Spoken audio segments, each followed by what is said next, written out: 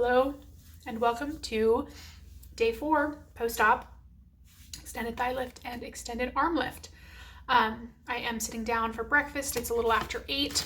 Today I have some ham, some chicken and cream, and some plantains. I definitely will not be eating all of this, but you just you can't go downstairs, but your companion can, and they point out stuff and then the person serves you up. Or if you don't have a companion, like I mentioned before, Isis will send you a message in the morning. For me, it's been about 9, asking if there's anything she can get for you. It's good. So, quick update. I don't know if I mentioned, I would say that by day 3, so yesterday, I was totally able to get up on my own. So get up out of my reclining on the bed and get to the bathroom, move around. I was starting to be able to do that a little bit by the end of day 2, but by day 3 for sure. Before that, I was needing help to get up. This morning, my pain pump came out. So sometime during the night, I used up the last of it. So I am feeling a little bit more stinging in my thigh incisions and in my armpits in particular, but it's pretty low. It's not even as bad as it was after day 1 post-op. Temperature regulation has been a weird thing. I'm wearing these knee-high compression socks. I've got the bra and the faja on. Usually I wear this during the day just so I'm slightly covered. There's a thermostat in the room, but it seems to just work weirdly. Sometimes it'll be really cold and sometimes it'll be pretty warm, all in the same temperature. So it's a little frustrating, but c'est la vie. I'm so bandaged up, so I can't really see or feel anything, but it's really weird when I go take a shower every day. Obviously, you get naked, so it's just me and my incisions with the tape on them. And yesterday, the sensation of my thighs rubbing together was so weird because there's definitely some numbness on the incision, but itself, but it's not numb all around it. So it was just very weird. Still pretty swollen, but the swelling is definitely going down after the faja. And as you can see, my hands this one is a little swollen, I think, but they're actually not bad at all. They look worse when I look at them because all of my knuckles have disappeared. So it's definitely there, but it doesn't. The first day post-op, I felt like it was hard to almost bend my fingers because they were so swollen. So this wrapping, my mummy wrapping, really helps. And I know that when I see Dr. Galvez on Saturday, I believe that's when I get my arm compression. So I'll go home with compression sleeves to wear. I also ordered some lipo foam. I hadn't expected to get lipo, so I didn't have any, and I threw out all my ones from the last round because they were gross. So I just got another 3-pack like I did last time, which should hopefully be fine. And yeah, that's pretty much it. So I am expecting that today will go much the same as all of the previous days. I've started writing out my thank you cards and making a note. There is a list in the room with where the nurses sign, every time they come and check on you, which is really helpful. Sometimes it's hard to read the handwriting, but it can be helpful to remember who's seen you how many times, because I'm going to tip a little bit more for the ones that were here more frequently, particularly anyone who had to give me a shower, because that is a process. So far I've seen a lot fewer nurses. Partially there are fewer patients than there were when I was here last round. Partially I know Josefina was one last time who hasn't come back because she's older and she's higher risk for COVID. So I think only one of my nurses maybe so far has been new to me. So lots of familiar faces, which is fun. But like I said, I am tipping. I tipped last time. I highly recommend it. It is not required. They don't necessarily expect it, but they really are going so above and beyond. And while Galvez does compensate them quite well, tipping doesn't hurt. So we've tipped the drivers.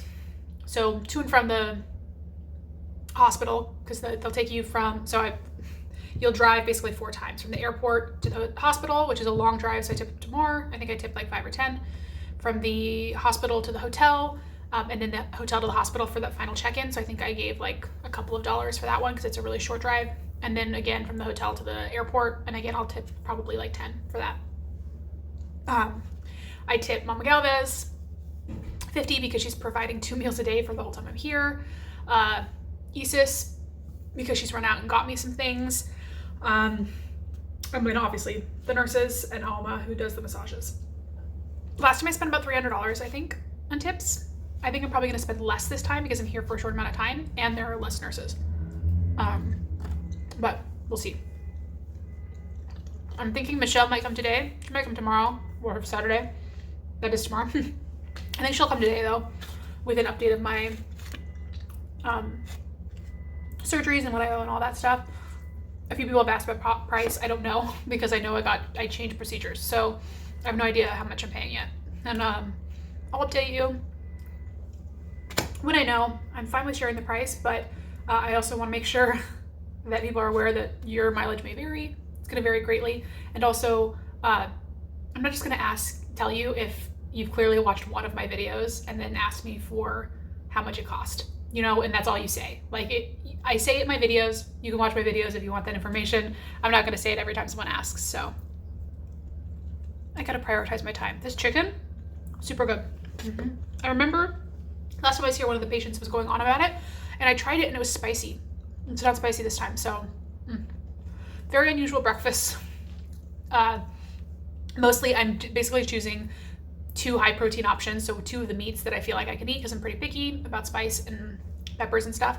And then usually they'll have a sweet option like hotcakes or plantains because I just want a little bit of sweet. But kind of a long update this morning. I don't know if I'll come at you again today. I will if Michelle drops by or if anything interesting happens, but otherwise, I'll talk to you when I talk to you.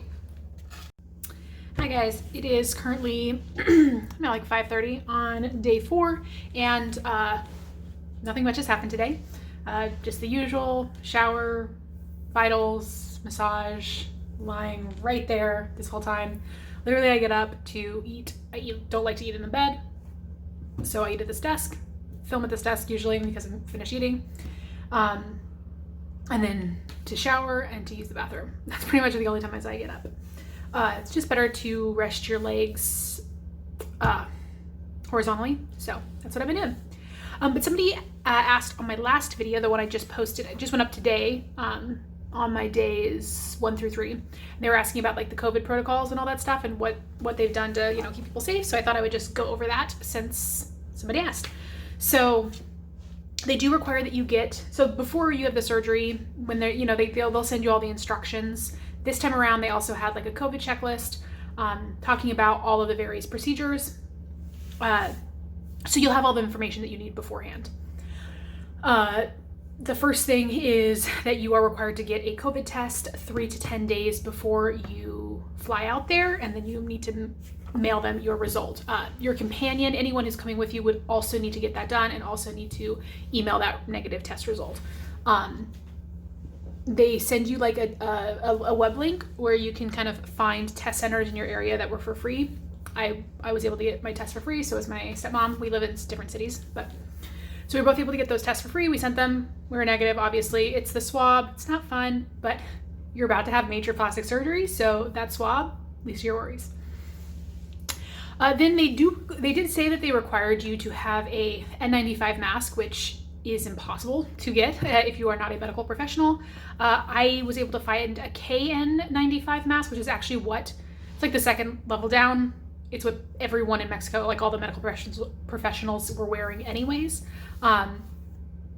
I didn't see anyone checking for that, and they do provide you one of those masks when you get there. So I would say that that's negligible, but honestly, I'm fine to have it. Those masks are a little bit more expensive, but they're a lot better. And I'm gonna be, if I have to leave my house at all, I'm sure I will need to leave my house at some point during my recovery before I'm really feeling 100%.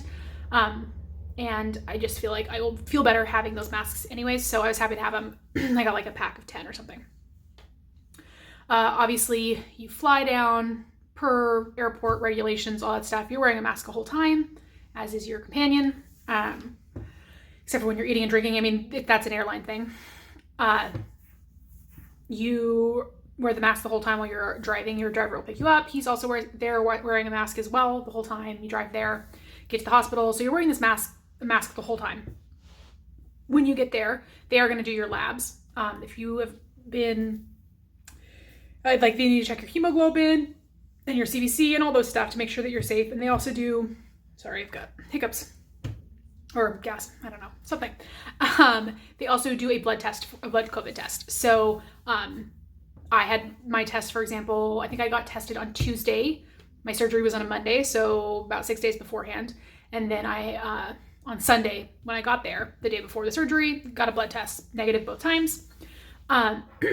Your companion does not get retested at this time though. So that is, if they caught, COVID between now and then, they wouldn't know. So once they do that, you're settled in your room. And at that point, you can pretty much take off your mask.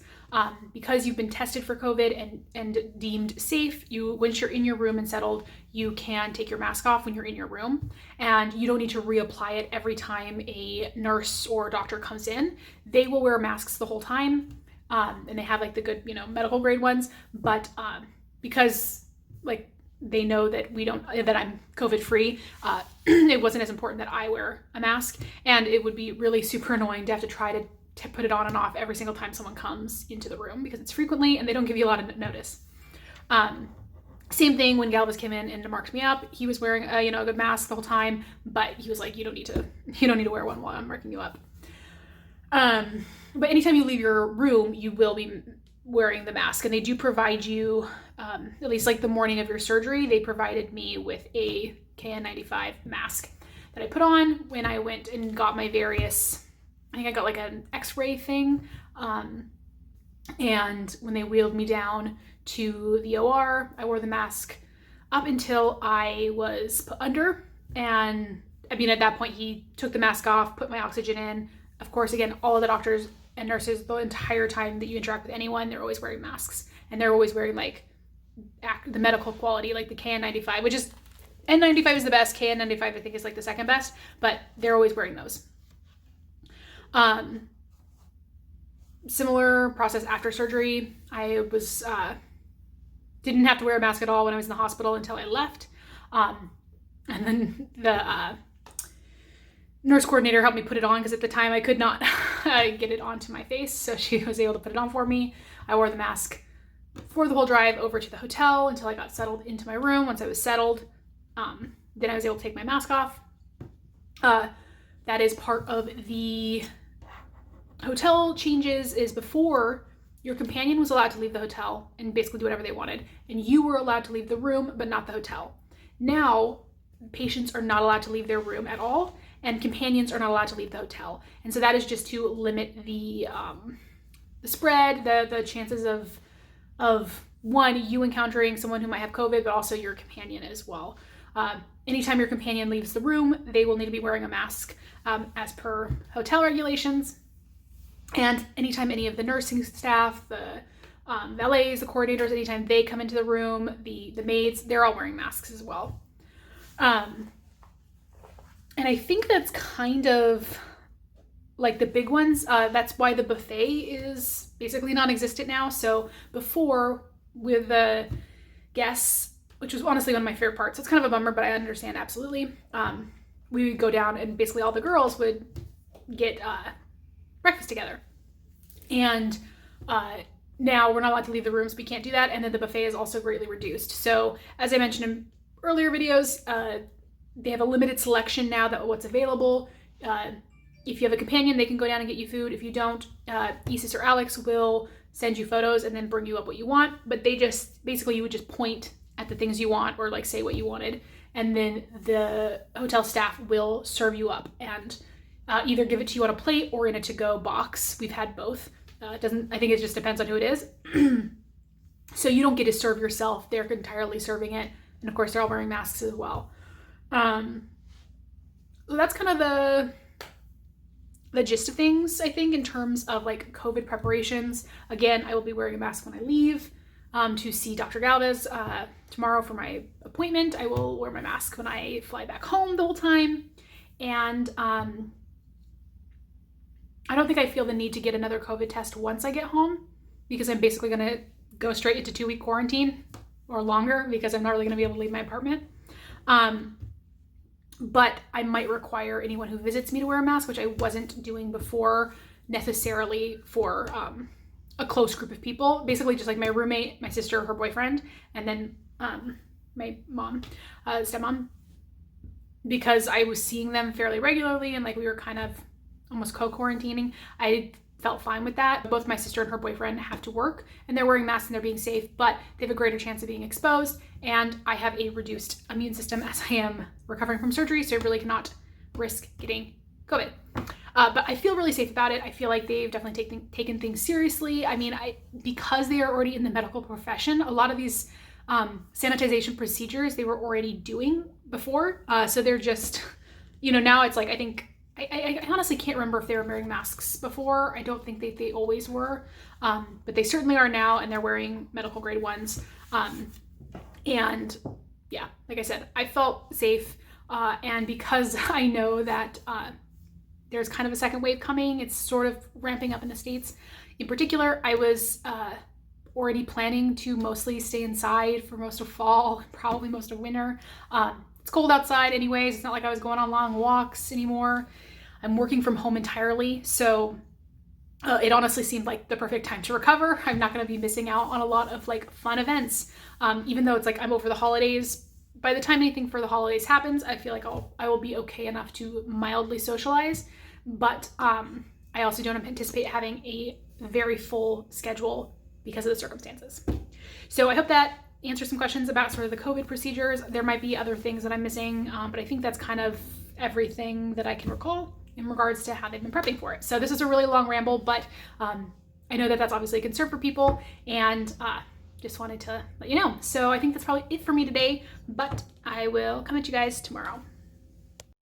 Hello, Editing Grace. I just wanted to make a quick note that I forgot to mention that another, not really a precaution, but one of the effects of the COVID thing is that the hospital does charge a $300 fee. It's the hospital, not Dr. Galvez. You just pay it with your normal payment, but it does cost extra because of all the COVID precautions that the hospital staff has to take into place. So they're charging Dr. Galvez and they pass that cost on to us. So that's an extra $300, which obviously is not like awesome, but I'm fine with it. And I also know a lot of hospitals in the States are doing the same thing from people I know who've had surgeries in the States since COVID. So this is not an uncommon thing. There is an increased cost associated with operating. So just wanted to mention that as well as another sort of, it's not really a precaution, but it is something that goes along with all of the COVID preparation. Hi friends, so it is currently, I don't even know, I think 7:30ish on, day 5 post-op. It's Saturday, and I don't think I've updated you guys today. Yeah, it's day 5, because yesterday, one thing I forgot to mention in my update is that I finally had a bowel movement on day 4, which was the same day I did last time, and it was the same exact kind of experience, which is to say, it was not terrible, but it was not like delightful. It was like very hard, pellet-like. I required some manual help to really get things going. So not my favorite, but I also just like, it's slightly better this time because I'm not as worried about straining on my stomach, but with my arms and my thighs done, I also really can't be straining around. So we did what we had to do, but just wanted to mention that.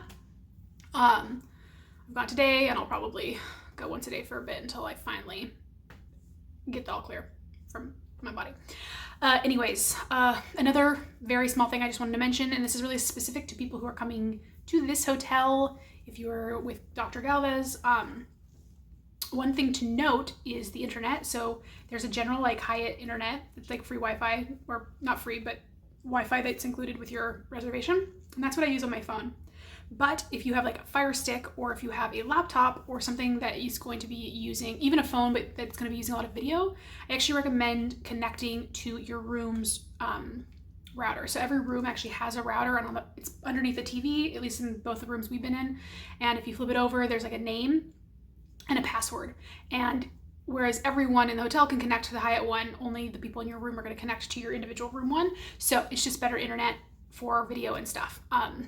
Very highly specific plastics part thing, but I did want to mention it because I was talking to one of the other girls here who just had surgery, and she was mentioning how slow her internet was, and I was like, oh, you can do this, and she didn't know, so thought I would share.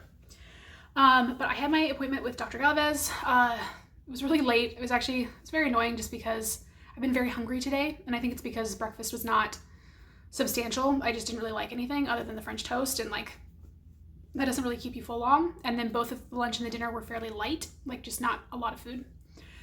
So I knew I was going to order something, and they said that I was going to be there at 5, and then I didn't go until 7, and I didn't order because I was waiting to do it after I got back. So I was mostly just very hungry, and I'm very tired. I've not been sleeping well. It's not pain. I'm not uncomfortable. There's no reason. I'm dead tired. For some reason, I'm just not falling asleep well, and I'm not staying asleep, and just one of those things. So not my favorite, but there we are. Like I said, I went and saw Dr. Galvez, Dr. Sanchez. They were great. It was a pretty quick visit. Honestly, I just didn't have a lot of things to talk about or a lot of concerns, unlike last time. Well, I didn't have concerns last time, but it was just my first round. Most of the stuff I would have asked this time around, I asked last time, so I kind of know what I'm doing. He was saying everything looks good. He checked particularly the thigh incision and the armpit incision. There's like the part where your thigh incision curves, and there's the armpit incision, and both of those are like really highly problematic areas. So they were the ones that they want to check. They said they look good, but he just reiterated to really not move, as little tension as I can put on my legs as possible, which is why I've been lying down. Last time I was actually sitting quite frequently right there on that couch. This time I've not really been doing that at all because it's best for my legs to be able to be lying down. Even this sitting puts a little bit of tension on them, standing, the gravity. So I've already got that. I've got my lift chair set up. I've got everything ready to go. I don't plan on leaving my apartment probably at all for several weeks. Let's just be real. Armpits, still super uncomfortable, but what can you do? I'm getting my sleeves tomorrow. I'm gonna have a shower, and I'll get my, hiccups. I'll have a shower tomorrow morning, have my sleeves. We are leaving at 10. Our flight is at 3. So that gives us a nice good 5 hours, which they do just to make sure that you have plenty of time to get over the border. It's not my favorite to be, nurse came to take my vitals. Like I said, it's not my favorite to have to wait around in an airport for hours, but I'd rather make sure I get there on time. Oh God, I had something else to say. Oh yeah, so today, I'm honest, I'm so tired, so I'm about to go to bed. But first, I'm going to do all my tips. I've been kind of keeping track. Like I said, they have like a sheet in the hotel room that where all the nurses mark everything down. So I'm going to just double check that I've got everyone. I'll probably, depending on who showers me tomorrow, I've been usually tipping more for the nurses that shower me just because it's like a whole process. So I might adjust tomorrow morning, but otherwise we're good. And yeah, I think that's pretty much it. I might be missing something, but like I said, I'm so tired. So I will I'm definitely planning to check in tomorrow, kind of talk about how my day of travel back home goes. So talk to you then. I'm going to try to do an update, but we'll see if I can, if you can hear me through the loudness and my mask. It's currently 12:50. We are at the airport, clearly. We've been here since 11, and my flight is at 3, so we get 5 hours at the airport, which is fine. No issues. Border went pretty quick. I did a wheelchair assistance through, and I'm just sitting at my gate. I got some coffee and a pastry, and it was delightful. I actually feel so much better just being out and about. I've got my arm compression. I'll show you guys that later on. Obviously, I'm wearing clothes right now. And then my faja, my bra, and then compression leggings, compression socks. So I'm all ready to go. Like I said, it's 12:50, so we probably start boarding in maybe like an hour and a half. So I'll probably get lunch before we go. And yeah, we're supposed to get in at 6, and I'm really excited to be home. It's definitely a lot easier this time around, just not having drains. Hi guys, I am back at my apartment. I'm so happy to be home. It is currently a little after 7, and it was a long day. The flight is actually pretty quick, thankfully, from San Diego to Seattle. It's only 3 hours, but we left the hotel at 10, then spent 5 hours at the airport, and then we ended up getting here a little bit, or actually earlier than we thought we would. So we got home probably 6:15, 6:30. So I've just been settling in. I'm in my lift chair. My stepmom's going around resetting the clocks since we had the time change, and I don't want to get confused. We've kind of unpacked. I ordered a shower chair and some lipo foam, so those both came today. Sorry if you hear the beeping, that's the clock. And so we got the shower chair set up for tomorrow. I definitely think I need one. Last time my apartment had a built-in shower chair, like a built-in shower, you know what I said. And now it doesn't. I'm wearing my sleeve. Let's see if I can kind of tilt you guys. Ugh. So they kind of go 3/4 sleeves, and then they hook up here. This part is really scratchy. I'm probably gonna come up with something to put around it. And then it also comes down here. So it's underneath my faja, but above my bra. So I've got like 3 different compression garments on right now. The bra one is not necessary really, it's just what I had. Yeah, not too bad. I brought my tailbone pillow on the plane, and that was, I think, really helpful. But otherwise, I mean, like, I definitely feel a bit swollen, particularly my thighs. There was just like, you know, pressure, but it wasn't pain or discomfort really even, which is better than the last time I flew, because the last time one of my lower drains really irritated the whole time. So this one was good. Yeah. Not too much to report. I came home with several days worth of medication, so I get to do my blood thinner shots again. I'm so excited about that, and all of that jazz. I'm feeling very tired. I've not been sleeping well. So I think I'm going to cut it off here in this video. And then I'm going to hopefully make a update tomorrow, just maybe like a 1-week update, and see if I can touch upon anything that I've forgotten about. Bye guys.